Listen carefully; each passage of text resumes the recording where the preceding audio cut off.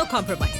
உங்க சைடுலயும் எங்க சைடுலயும். GT Holidays, South India's #1 travel brand. மணப்பெண்ணின் பிரத்யேகமான திருமணம் விவாஹா தி சென்னை சில்க்ஸ். இப்போ அடுத்து எப்போ வந்து விஜய் சந்திக்க போறாரு அப்படிங்கிற இன்னொரு கேள்வியும் இருக்கு. இல்லை அடுத்தது வேலூர் ஏதோ வரதா கேள்விப்பட்டேன். 23 ஏதோ சொல்லிட்டு இருந்தாங்க. அவர் தினம் வர ரெடி தான். அவங்களோட SOPக்கு தான் சொல்லிட்டார்ல, ஸ்டாண்டர்ட் ஆப்ரேஷன் ப்ரொசீஜரா இல்லை ஸ்டாலின் சார் ஆப்ரேஷன் ப்ரொசீஜரா இதே நான் என்ன பண்ணுறதுன்னு கேட்குறேன்.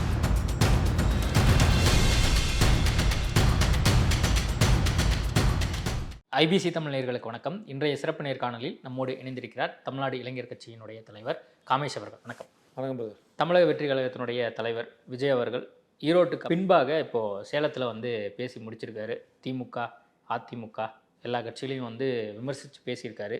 ஒட்டுமொத்தமாக அவருடைய ஸ்பீச் வந்து 25 நிமிஷம் இருந்தது. நீங்கள் எப்படி பார்க்குறீங்க? உண்மையாக இருக்கிறதா பார்க்குறேன். நடக்கிற பிரச்சனைகளை என்னன்றது தெளிவுபடுத்துகிறாரு. இன்னும் மெருகேற்றி இருக்கு அவரோட பேச்சில். ஸோ அஃப்கோர்ஸ் ஏற்கனவே நல்லா தான் பேசுகிறாரு. இப்போ அதுக்கான இன்னும் க்ரூமிங் சொல்லுவாங்கள்ல, so the grooming of a politician சொல்லும்போது அந்த வார்த்தைகளாக இருக்கட்டும், அதில் வைக்கக்கூடிய கண்டென்ட்டாக இருக்கட்டும், அவர் சொல்லக்கூடிய சாராம்சங்களாக இருக்கட்டும், அது எந்த அளவுக்கு மக்களிடம் கொண்டு போய் சேரக்கணுன்ற அந்த ஒரு உக்தி இருக்குல்ல, எல்லாத்தையுமே அவர் தெளிவுபடுத்திக்கிட்டு டே பை டே அவர் வந்து இன்னும் சிறப்பாக பேசிகிட்டே வராருன்னு தான் பார்த்துட்ருக்கோம். அவர் சும்மா சாதாரணமாக பேசினாலே அது வேறு மாதிரி போகும். But is now taking it very seriously அப்படின்றது அவர் நல்லா தெரியுது. ஸோ அவர் பேசும் ஒரு வார்த்தையிலையும் ஒரு அர்த்தம் இருக்குது. ஒரு தமிழ் சமுதாயத்து மேலேயும் தமிழ்நாட்டு மேலேயும் ஒரு அக்கறை இருக்குது. இது எல்லாத்தையுமே சுற்றி காட்டுறதா நான் பார்க்குறேன். பொதுவெளியில் வர்றது கம்மியாக இருக்குது அப்படிங்கிற கேள்வி திரும்ப எகெயின் வந்து கேட்க வேண்டியதாக இருக்குது. சேம் டைம் வந்து ஆல்ரெடி ஸ்கிரிப்டடான விஷயத்தை வந்து அவர் பேசுகிறாரு, உள்ளே இருந்து பேச மாட்டேங்கிறாரு, ஃப்ரம் த ஹார்ட்டாக பேச மாட்டேங்கிறாரு அப்படிங்கிற குற்றச்சாட்டு தொடர்ந்து இருந்துகிட்டே இருக்கேன். யார் சொல்ல முடியுது கரெக்டாக? ஒருத்தர் வந்து உள்ளேருந்து மனசார பேசுகிறாரா இல்லை வாயிலேருந்து வெறும் வார்த்தைகள் மட்டும் வருதான்றது எப்படி கண்டுபிடிப்பீங்க? இப்போ நாட்டுக்காக தானே பேசுகிறாரு. அவருக்காக பேசினாரா? ஜனநாயகனை பற்றி கூட அவர் பேசலை. அவர் படத்தை ஒருவேளை பேசினா என்ன சொல்லியிருப்பீங்க? நாட்டுக்காக வந்திருக்கிறாரு, மக்களுக்காக வர்றாரு, சினிமா பற்றி பேசி எப்படி அவர் வந்து மைலேஜ் எடுக்கிறாரு பார்த்தீங்களாம்பிங்க. இன்னைக்கு அதை பற்றி ஒரு வார்த்தையை கூட திறக்கல. இப்படின்னா அப்போது நான் என்ன கேட்குறேன், ரொம்ப வெளியிலே வர மாட்டேங்கிறாருன்றீங்கள. அவர் வெளியில் வராரு, அவர் தினம் வரக்கூட ரெடி. என்ன நினச்சி பார்த்தீங்களா? இன்றைக்கி ஒரு இடத்துல எனக்கு பக்குன்னு ஆயிடுச்சு. ஒரு பையன் புல்லட்டில் வந்தான், நீங்கள் வேணால் திருப்பி போட்டு பாருங்கள். அவங்க ஒரு 100 கிலோமீட்டர் ஸ்பீடு ஹைவேஸில் வராங்க. அந்த பையன் 100 கிலோமீட்டர் ஸ்பீடு பின்னாடி 2 பசங்க உட்காந்து ஒரு பையனை உட்காந்து ஓட்டி வரான், ஹெல்மெட் போடல. மக்கள் இங்கே நின்றுட்டு இருக்காங்க, அவரை பார்த்துட்டு ஓட்டுறாங்க. ஜஸ்ட்டு பிரேக் விட்டுனா அந்த ஆளு அங்கேருந்து ஒரு 2 பேர் தூக்கியிருப்போம். இது என்ன பண்ண சொல்கிறீங்க? யார் மேலே தவறு? இது காவல்துறை மேலே தவறா? இல்லை, அவங்க கரெக்டாக பார்த்துருக்காங்க. இவர் மேலே தவறா? இல்லை, இவர் கரெக்டாக வராரு. அதனால தான் அவர் ஒட்டி வராரு. இந்த வண்டி ஏறக்கூடாது நம்ம மேலே, என்ன பார்க்கறதுக்கு வராங்கன்னு ஒட்டி வராரு. அதையும் அவர் பண்ணுறாரு.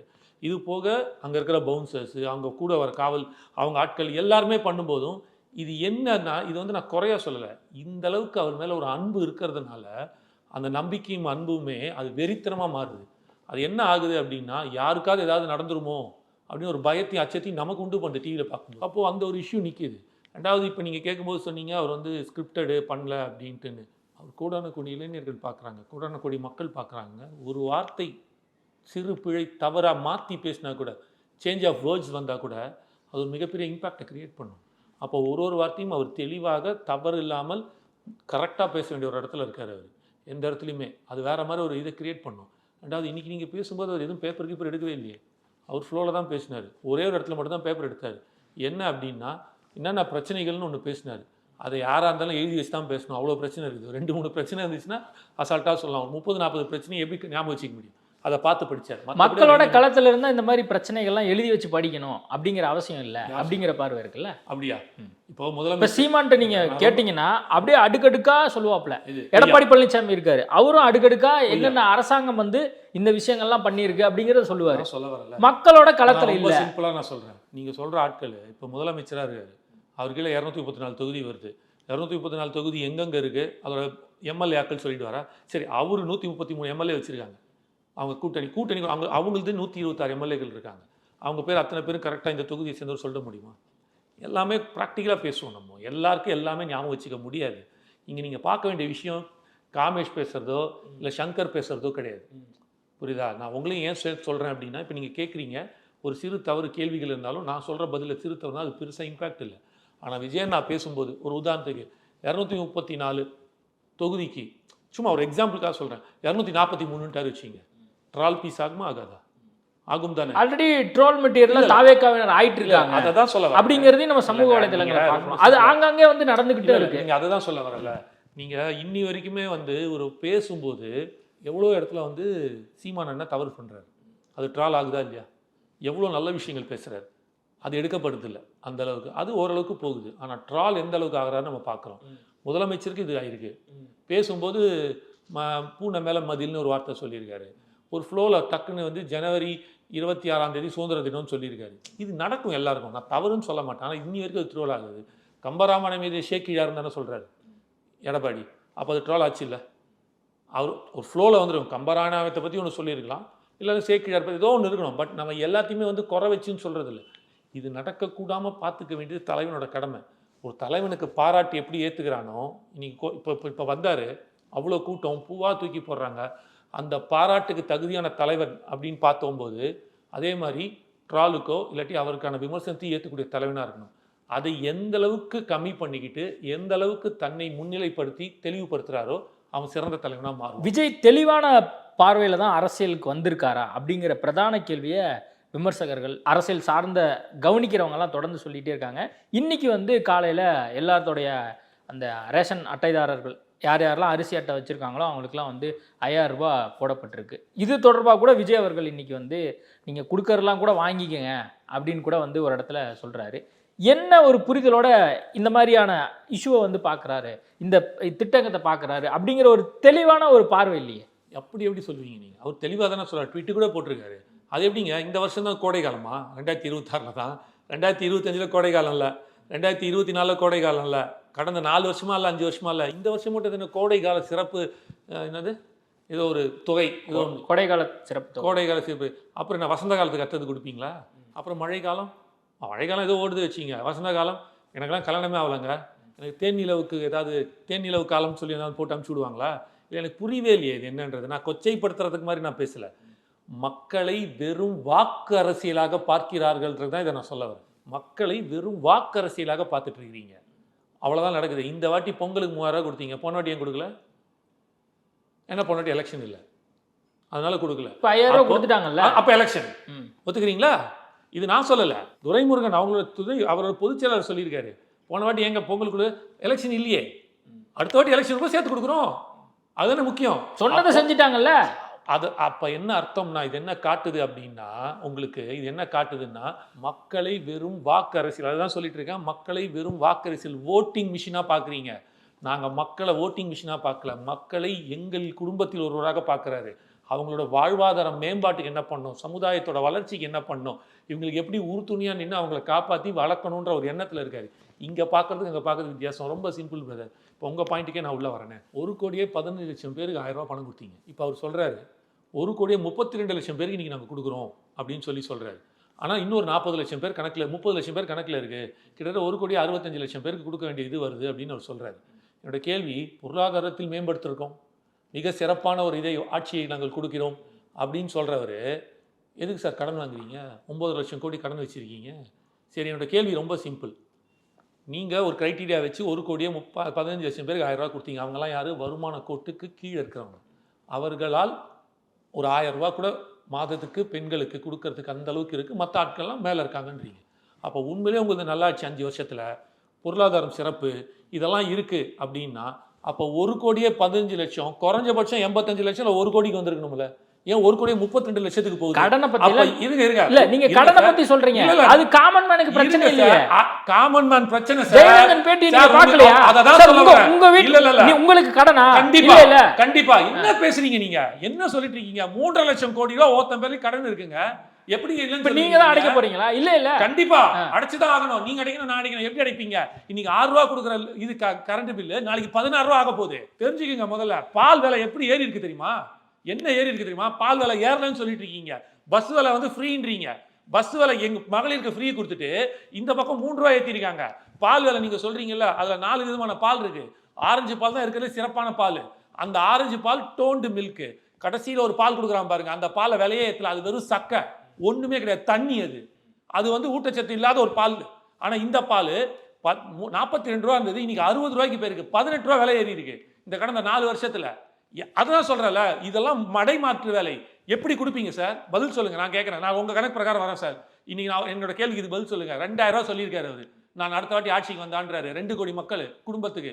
இவரும் சொல்லியிருக்காரு, எடப்பாடியும் சொல்லியிருக்காரு. 2 அரசும் ஒரு குடும்பத்துக்கு 2000 ரூபாய் அப்படின்னா 2 கோடி குடும்பத்துக்கு 48,000 கோடி, 4000 ரூபாய் ஆச்சு. 4000 கோடி ஆச்சு ஒரு வருஷத்துக்கு. ஒரு வருஷத்துக்கு 48,000 கோடி, கிட்டத்தட்ட 50,000 கோடி ரூபாய். தமிழ்நாட்டோட பட்ஜெட் 4 லட்சம் கோடி. 4 லட்சம் கோடியில் 48,000 கோடி போட்டிங்கன்னா 12.5%. 12.5% உன் பட்ஜெட்ல எடுத்து ஜஸ்ட் ரைடர் கொடுக்க போறீங்க. எப்படி கொடுப்பீங்க? இன்னைக்கு வந்து 58 வயசு இல்லை ரிட்டையர் ஆகணும்னா 60 வயசு கூட்டு போயிட்டீங்க. 2 வயசு எக்ஸ்ட்ரா பண்ணியிருக்கீங்க. ஏன் பண்ணீங்க? ஏன்னா உங்களால் வந்து கிராஜுவிட்டி கொடுக்க முடியல, பிஎஃப் கொடுக்க முடியல, பென்ஷனை கொடுக்க முடியல, இவ்வளோ பிரச்சனை இருக்குது. அப்போ அந்த இடத்துல நீங்கள் வெறும் நீங்கள் கேட்டீங்க தெரியுமா இதனால என்ன பாதிப்புன்னு? ஒரு இளைஞர் கிடைக்க வேண்டிய வேலை 2 வருஷம் தள்ளி போகுது. நீங்களோ இப்போ நானோ இருக்கும்போது இன்னைக்கு நம்மளோட கல்யாணம் வயசு 30-35 வயசுக்கு போயிடுச்சு. எங்கள் அப்பா காலத்தில் 25 வயசு இருந்துச்சு. அதுக்கு முன்னாடி எங்கள் தாத்தா காலத்தில் 20 வயசு இருந்துச்சு. இன்னைக்கு ஏன் 30 வயசு தள்ளி போகிறான் ஒரு பையனோட கல்யாணம் அப்படின்னா அவனோட பொருளாதார பிரச்சனை, வேலையின்மை. சார் இன்ஜினியரிங் எம்பிஏ படிச்சுட்டு சுகி ஓட்டிட்டு இருக்கான் சார், 10,000 ரூபாய்க்கும் 5,000 ரூபாய்க்கும். அப்போ அதை தான் சொல்ல வரோம். எவ்வளோ நாள் நீங்கள் காசு கொடுத்து ஏமாத்திட்டு இருக்க போறீங்க? இந்த திட்டத்துக்குள்ள இருக்கிற பிரச்சனைகளை நான் சொல்றேன். நீங்க சொல்ல வரீங்க தெரியுமா இன்னைக்கு கிடைச்சிருச்சு. ஆனா நாங்க என்ன சொல்றோம் இந்த திட்டத்தை விமர்சிக்கல, நீங்க செய்யறத பத்தி சொல்ல. நீ 5,000 ரூபாய் கொடுக்குற அளவுக்கு உன்னை பொருளாதாரத்தில் மேம்படுத்தி உன்னை திறமான உட்காத்திய போன்ற இந்த 5,000 வச்சு முடிச்சிருவீங்களா? சரி, கோடை காலம் முடிஞ்சிச்சு, என்ன சார் பண்ண போறோம்? அதுக்கப்புறம் திருப்பி அடுத்த கோடை காலம் முடிஞ்சோடனே மழை காலம் வரும், இல்லைன்னா வசந்த காலம் வரும், அதுக்கு தனியாக ஒன்று கொடுக்க போறீங்களா? அந்த ஒரு காலத்துக்கு ஒரு காசு கொடுக்க போறீங்க. என்ன பேச்சு இது? அவன் கேட்டது பணமா வேலையா? 5.5 லட்சம் இளைஞர்களுக்கு வேலை கொடுப்பேன்னு நீங்க உங்ககிட்ட வெள்ளரிக்கா இருக்கா? எத்தனை லட்சம் இளைஞர் வேலை கொடுத்தீங்கன்ட்டுன்னு இந்த மாதிரி லிஸ்ட் போட்டுமா லைனா? தமிழகத்தில் அது முதலிடம். தமிழகத்தில் இது நான் சொல்றேன், கடல்ல முதலிடம், குடியில முதலிடம், மதுபானத்தில் முதலிடம், பெண்கள் விதவையில முதலிடம், பாலியல் குற்றச்சாட்டுல முதலிடம், போக்சோ வழக்கில் முதலிடம். 107 கோடி ரூபாய் ஃபைன் கட்டியிருக்கு சார் தமிழ்நாடு கவர்மெண்ட். இவ்வளோ பிரச்சனைகள் இருக்கு. பெண்கள் பாதுகாப்பு 5,000 கொடுத்தா போதும் உங்களுக்கு. பெண்கள் பாதுகாப்பு என்ன ஆனாலும் பரவாயில்ல. ஒரு பாலியல் சிறுமி அண்ணா நகர்ல இருந்த பாலியல் சிறுமியோட இதுக்கு கோர்ட்டு கேட்டிருக்கு. என்ன கேக்குது கோர்ட்டு? எதுக்கு இந்த ஸ்டாலின் அரசு வந்து அந்த அந்த இவங்களை காப்பாற்றுறதுக்கு நிற்குது அப்படின்ட்டு அந்த குழந்தையோட இது நடந்ததுக்கு எஃப்ஐஆர் ஏன் இது வரைக்கும் வந்து கிட்னி முறைகேடுக்கு பண்ணலன்னு கேட்குது. இதெல்லாம் வந்து மக்கள் பிரச்சனை இல்லை. அப்போ எவனோத்த ஒரு 1 லட்ச ரூபாய்க்கு கிட்னி விற்றுருக்கான். எங்கே இருக்கிறவன்? இதில் இருக்கிறவன் ஒரு நெசவாளர், திருச்செங்கோட்டில் இருக்கிறவன், நாமக்கல்ல இருக்கிறவனும் வெறும் 1 லட்ச ரூபாய்க்கு. அப்போ அந்த குடும்பத்தில் இருக்கிறவன் 1 லட்ச ரூபாய்க்கு அந்த குடும்பம் எவ்வளோ ஏழ்மையாக இருக்குன்னு பாருங்க. நீங்கள் வந்து தமிழ்நாடு வந்து 1 ட்ரில்லியன், இந்தியாவிலேயே வந்து தமிழ்நாடு முதல் மாநிலம், அப்புறம் ரொம்ப வளர்ந்த மாநிலம்ன்றீங்க. 1 லட்ச ரூபாய்க்கு கிட்னி விற்றுருக்கான் சார் அவன். அதுக்கப்புறம் 1 கோடி ரூபாய்க்கு பண்ணது வேற முறைகேடு. ஆனால் அவன் 1 லட்ச ரூபாய்க்கு கிட்னி விற்றுருக்கான் அப்படின்னா அவனோட நிலைமை என்னன்றதை யோசிச்சு பாருங்க. இதுதான் தமிழ்நாட்டோட உண்மை. வெறும் காசை காமிச்சு, வெறும்ன பணத்தை கொடுத்து, ஒரு முலாம் பூசி, ஒரு மேக்கப் போட்டு ஏமாத்திட்டு இருக்கீங்கன்னு தான் நாங்கள் சொல்ல வரோம். விஜய் அவர்கள் இன்னைக்கு ஒரு இடத்துல பேசும்போது ஒரு பக்கம் காசை வாங்கிக்கங்க, 5,000 ரூபாய் கொடுக்கறதெல்லாம் வாங்கிக்கங்க அப்படிங்கிறாரு. அவங்க காதில் வந்து விசில ஊதி விடுங்க அப்படிங்கிறாரு. இன்னொரு இடத்துல வந்து ஜென்சி கிட்ஸுக்கு அறிவுரையா என்ன சொல்றாருன்னா, பணமெல்லாம் வாங்காதீங்க அப்படின்னு சொல்லி ஒரு உறுதிமொழியை ஏற்க சொல்றாரு. என்ன மலையாரு? நீங்க காணொலியை ரொம்ப தெளிவாக பார்க்கலன்னு நினைக்கிறேன். என்ன சொன்னார் அப்படின்னா, இந்த பணம் உங்களோட பணம், கொள்ளடிச்ச பணம், நீங்கள் கட்டின வரி பணத்தை கொள்ளடிச்சதான் உங்களுக்கு கொடுக்குறாங்க. அதை எப்படி கொடுக்குறாங்கன்னா 2,000 3,000 போய் நீங்கள் 5,000 வரைக்கும் அள்ளி கொடுக்குறாங்க. அதை வாங்கிக்கிங்க, தவறு இல்லை. ஆனால் வாக்கு எங்களுக்கு செலுத்துங்க. ஏனென்றால் அதையும் சொல்கிறாரு, இவங்க வெறும் கொள்ளடிச்சு கொடுக்குறாங்க, நான் அந்த மாதிரி இல்லை, உங்களுக்கு நேர்மையாக உண்மையாக உங்கள் வாழ்வாதாரத்தையும் உங்களோட இதையும் நான் மேம்படுத்துறதுக்காக தான் நான் வரேன், அது நன்றி கடனாக நான் வரேன், வேறு எந்த காரணத்துக்காக நான் வரலன்னு சொல்லி முடிக்கிறாரு. அப்புறம் அவர் என்ன சொல்கிறாரு, நான் இப்போ சமீப காலத்தில் சில இது பார்த்தேன், வீடியோஸ் பார்த்தேன், காணொலிகள் பார்த்தேன். அதில் வந்து இந்த டேட்டா இது சர்வே எடுக்கிறாங்க. அதில் கேட்கும்போது அப்பாக்களையும் அம்மாக்களையும் கேட்கும்போது ஜென்சி கிட்ஸ் குழந்தைகள் கீழே இருக்கிற விஜய்க்கு சொல்லு, விஜய்க்கு தான் போடுவேன் சொல்லுன்னு அவங்க பின்னாடிலேன்னு சொல்கிறாங்க.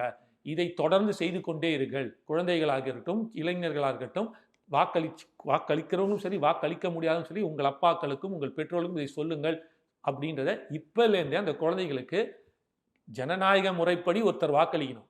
அதுக்கு காசை கொடுத்து வாக்களிக்கிற வைக்கிற ஒரு கொடுமை இருக்குல்ல, அதோட ஒரு உலகமாக கொடுமை எதுவுமே கிடையாது.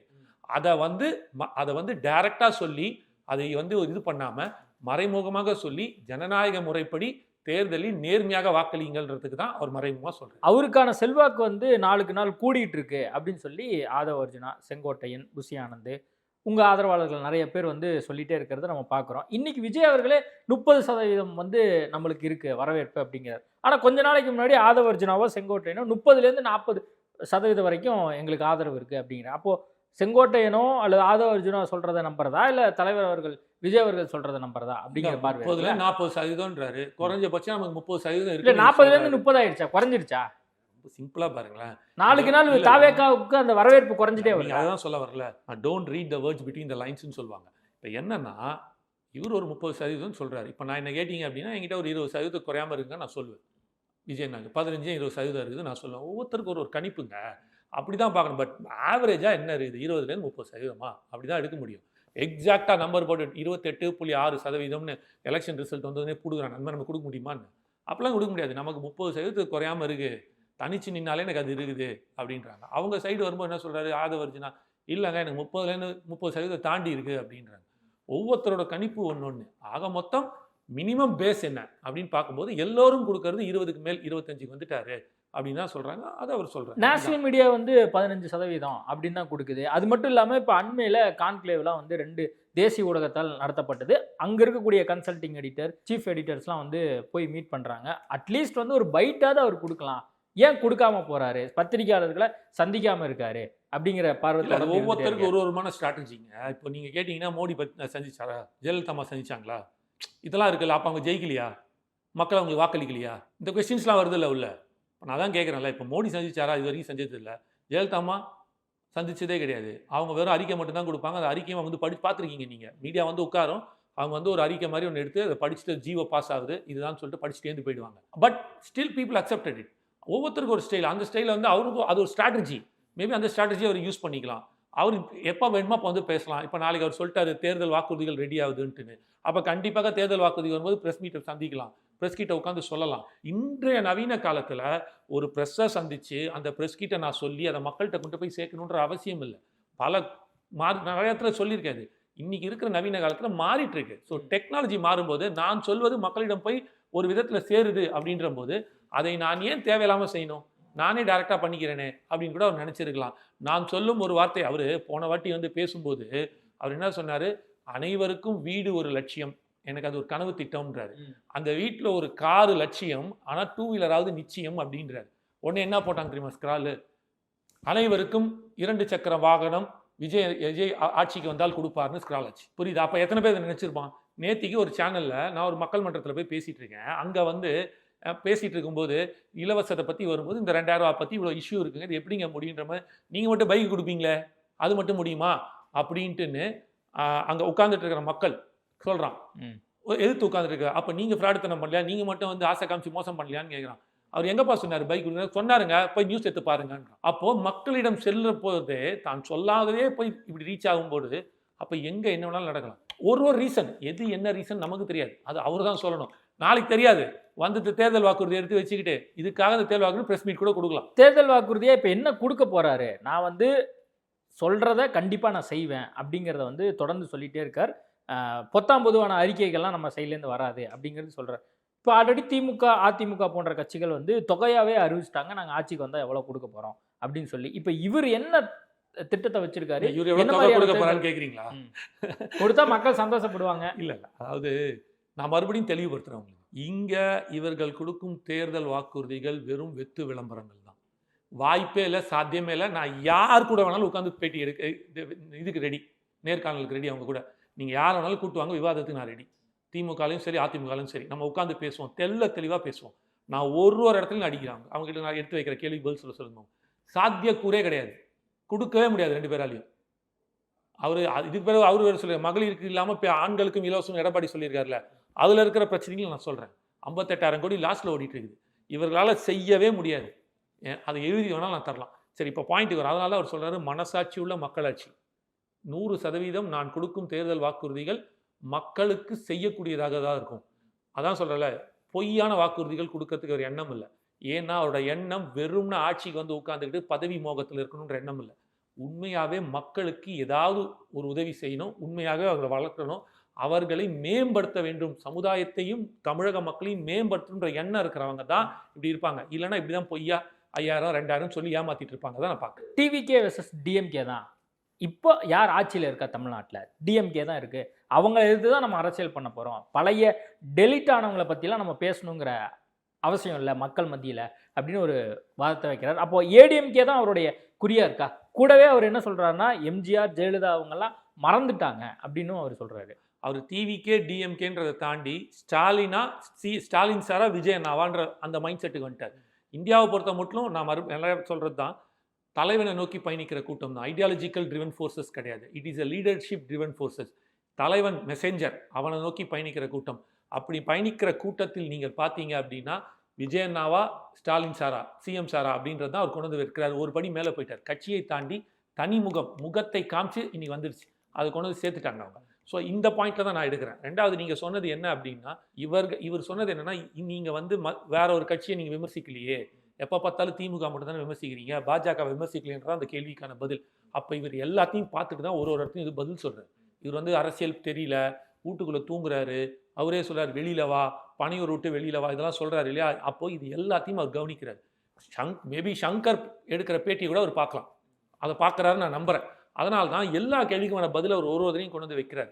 அப்போ அவர் தெளிவுபடுத்தும் போது சொல்கிறாரு, என்ன சொல்கிறாரு அப்படின்னா, 26 திமுகவுக்கு ஆட்சியில் இருக்காங்க, அவர்களை எடுத்துட்டு நம்ம வரணும், நம்ம ஒரு ஆட்சியை கொடுக்கணும், சிறப்பான ஆட்சியை கொடுக்கணும் அப்படின்னு தான் அவர் வைக்கிறாரு. 2029 மறுபடியும் அரசு வந்துச்சுன்னா அப்போ இருக்கும்போது அப்போ நம்ம எதிர்த்துக்கலாம்.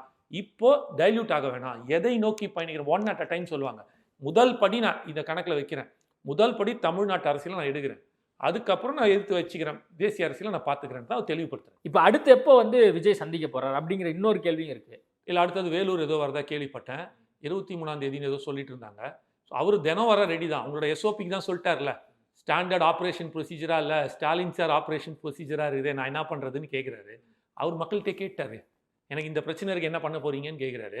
இன்னைக்கு இவ்வளோ நீதி கேட்குறாரு, மக்கள் இருந்தாங்க. நீதி, அந்த நீதி தானேங்க 2026 தேர்தல் மக்கள் கொடுப்பான்ல, அந்த நீதியை கொடுக்கறதுக்கு ரெடியா இருக்கு. மக்கள்லாம் வந்து அவ்வளோ பிரச்சனையை வந்து தாவேக தலைவர்கிட்ட சொல்றதுக்கு தயாரா இருக்காங்க. ஆனா அவர் எனக்கு இந்த பிரச்சனைலாம் இருக்கே, இதை கொஞ்சம் தீர்த்து கொடுங்களேன் அப்படிங்கிற. தீர்த்து கொடுங்கலாம் சொல்ல, அவரும் அதுதான் ஒரு அழகு.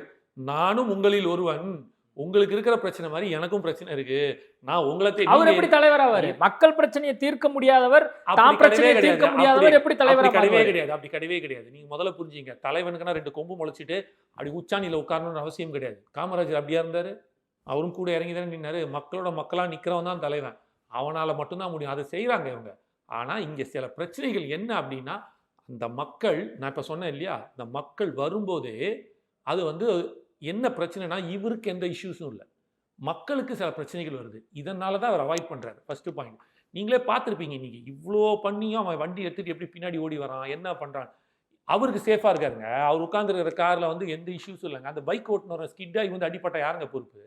அந்த பயம் இருக்குல்ல, இதை உணரக்கூடிய தலைவனாக தான் அவர் ஃபஸ்ட்டு இருக்கிறார். அதனால தான் பார்த்து ஒன்று செய்ய வேண்டிய ஒரு ப்ராப்ளம் இருக்குது. வரும் காலங்களில் அது குறைஞ்சிரும். அந்த புதுசாக இருக்கிறதுனால அது கொஞ்சம் இருக்கும். இன்னும் சில காலங்களில் இன்னும் ஒரு 10 பொதுக்கூட்டங்கள் இந்த மாதிரியான வந்துட்டாருன்னா அந்த இது அடங்கிறதுக்கான வாய்ப்புகள் நிறையா இருக்கும். இப்போ பிரச்சனை என்ன அப்படின்னா, இதை நீங்கள் சொன்னீங்கல்ல, மக்கள் பிரச்சனையை எடுத்து பேசுகிறாரான்னு பேச ஆரம்பிச்சிட்டோம். வாய்ப்பு கிடைக்கும்போது நிச்சயமாக அதை நாங்கள் வந்து தீர்ப்போன்றதுக்காக தான் சொல்ல வரோம். தாவேகாவினுடைய இந்த விருப்ப மனு வந்து எப்படி ஆரம்பத்தில் கொடுக்கப்பட்டது, அப்புறம் கடைசியாக வந்து ஆன்லைனில் வந்து நீங்கள் பதிவு பண்ணிக்கலாம் அப்படின்னு வந்து சொல்லிட்டாங்க. கூடவே வந்து இப்போது தேர்தலுக்கு இன்னும் வந்து 2 மாதம் தான் இருக்குது அப்படிங்கிற ஒரு சூழல் இருக்குது. விஜய் அவர்கள் இப்போ தனித்து தான் போட்டியிடணும் அப்படிங்கிற ஒரு கால சொல்லணும் வந்துருச்சா அப்படிங்கிற பார்வை இருக்குது. ஏன்னா அவர் இன்னைக்கு பேசும்போது சொல்லல, நம்ம ஒரு அரசியல் குண்டை வீசணும், கடைசியாக வந்து அந்த அரசியல் குண்டு இப்போது மற்ற கட்சிகள் மத்தியில் ஒரு ஒரு வேற ஒரு சூழலாக மாறிடுச்சு அப்படிங்கிறாரு. இதை பற்றி அதுவே முதல் வெற்றி தானே அவருக்கு. இவ்வளோ நாள் வந்து கொடுத்ததை வாங்கிட்டு போயிட்டு இருந்தாங்க, இப்போ இவங்க கேட்கறத கொடுக்குற இடத்துக்கு இந்த 2 கட்சி வந்துருச்சு இல்லை, புரியுதுங்களா? இப்போ ரொம்ப சிம்பிளாக சொல்கிறேனே, விசிக அண்ணா இருக்காரு, திருமாண்ணா, அவரால் என்ன ஆனாலும் அந்த சைடு போக முடியாது, ஏன்னா பாஜக இருக்குது. அதே மாதிரி இங்கே இருக்கிறவங்க என்ன ஆனாலும் இந்த சைடு வர முடியாது, ஏன்னா காங்கிரஸ் இருக்குது. ஒரு உதாரணத்துக்கு பிரித்து பார்க்கும்போது நம்ம அப்போ இந்த மாதிரி சில கொள்கை கோட்பாட்டில் முரணாக இருக்கிறவங்க போக முடியாது. அப்போ என்ன ஆகும், இப்போது விசிக அண்ணா ஒரு உதாரணத்துக்கு 5 சீட்டு தான் கொடுப்பேன், இருந்தால் இல்லாட்டி போ அப்படின்னு திமுக சொல்லிச்சுன்னா, இன்னைக்கு சமத்துவமாக நிற்கிற 3வது ஆப்ஷனாக விஜயண்ணா இருக்கார். அப்போ ஆப்வியஸ்லி நீ கொடுக்கலன்னா அவர்கிட்ட போயிடுவேன் அப்படின்னு சொல்லும்போது அந்த பயம் உண்டாகுதுல்ல. அப்போ ஆப்வியஸ்லி அவங்க கொடுக்க வேண்டிய இடத்துல இருக்க. இதுவே முதல் ஜனநாயக வெற்றி அனைத்து கட்சிகளுக்கும் கிடைச்சது. பாசிசமாகன்னு அவங்கள மட்டும் சொல்கிறாங்க, இவங்களுக்கே பாசிசம் இருக்குது. நியாயமாக பார்த்தீங்க அப்படின்னா ரொம்ப சிம்பிளுங்க. நான் கேட்குறது என்ன அப்படின்னா, நீங்கள் இவங்க வந்து ஒரு கட்சியை நடத்துகிறாங்க, அந்த மேல் இடத்துலேருந்து நம்மளை போட்டு சர்வாதிகாரம் பண்ணி அடக்குறாங்க, பாசிசம் சொல்கிறீங்க. அப்போ நீங்கள் என்ன பண்ணுறீங்க? மாநில சுயாட்சினா என்ன? மாநில சுயாட்சினா என்ன? அப்போ கூட இருக்கிறவனை கூட்டணி, அதான் சொல்கிறாரு, உங்களை கூட்டணியில் வச்சுக்கிட்டு வெல்த்தை மட்டும் எடுக்கிறதுக்கு தான் யூஸ் பண்ணுவாங்களே தவிர உங்களை வேற எதுக்கும் யூஸ் பண்ண மாட்டாங்க அப்படின்னு சொல்கிறாருல. ஆனால் நாங்கள் அப்படி இல்லையே, அண்ணன் அப்படி சொல்லலையே, நீங்கள் வந்தால் உங்களுக்கான சம மரியாதையை நாங்கள் கொடுப்போம், சமத்துவத்தை கொடுப்போம் தான் சொல்கிறார். ஆனால் இவர்கள் இதை வைத்துக்கொண்டு பேரம் பேசிட்டு இருக்காங்கன்னு தான் நாங்கள் பார்க்குறோம். மற்ற கட்சியெல்லாம் இதுவே முதல் ஜனநாயக வெற்றி விஜயநாயக் கிடைச்ச மிகப்பெரிய வெற்றியை நான் பார்க்குறேன். ஓகே, நிறைய விஷயங்கள் குறித்து பேசியிருக்கோம். நேர்காணல் கொடுத்ததுக்கு மிக நன்றி. Thank you brother. ஆஹா, நோ காம்ப்ரமைஸ். உங்க சைடுலயும் எங்க சைடுலயும். GT Holidays, South India's #1 travel brand. மணப்பெண்ணின் பிரத்யேகமான திருமணம் விவாஹா த சென்னை சில்க்ஸ்.